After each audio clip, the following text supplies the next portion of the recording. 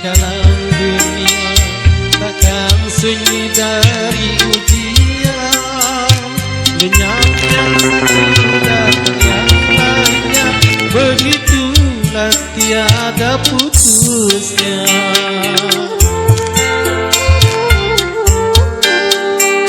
Bermacam bentuknya ujian Tuhan yang dibebankan pada insan, semata-mata untuk menguji iman pembela yang takwa dan durhaka.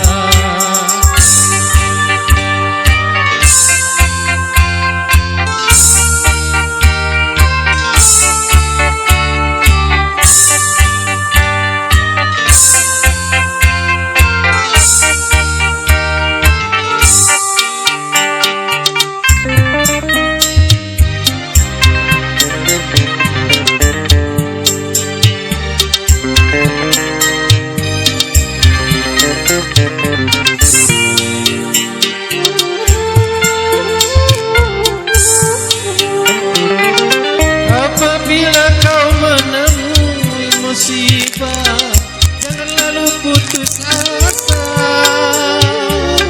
Bunuh diri itu bukan satu cara mengatasi masalah, bahkan suatu dosa.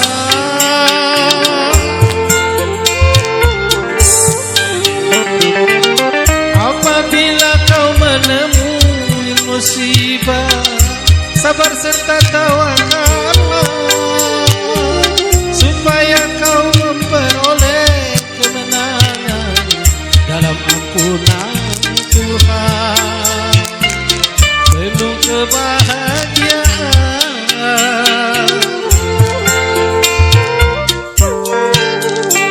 Tak selamanya langit itu kelam, suatu saat kan cerah juga. Hiduplah dengan sejumlah harapan, habis gelap akan terbit terang.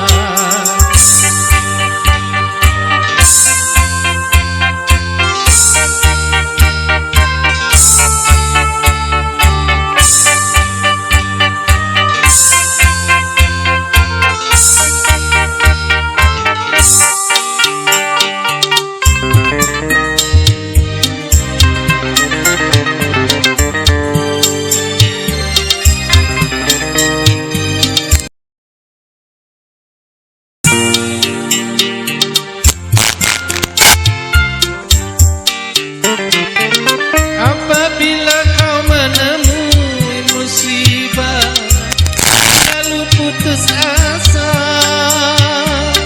Bunuh diri itu bukan satu cara mengatasi masalah, bahkan suatu dosa.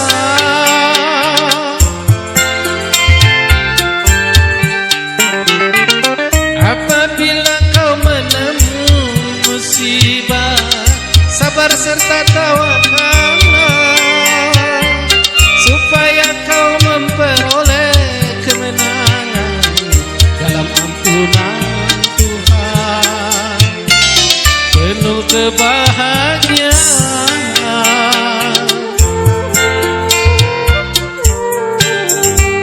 Tak selamanya langit itu kelam, suatu saat kan cerah juga. Hiduplah dengan sejumlah harapan, habis gelap akan terbit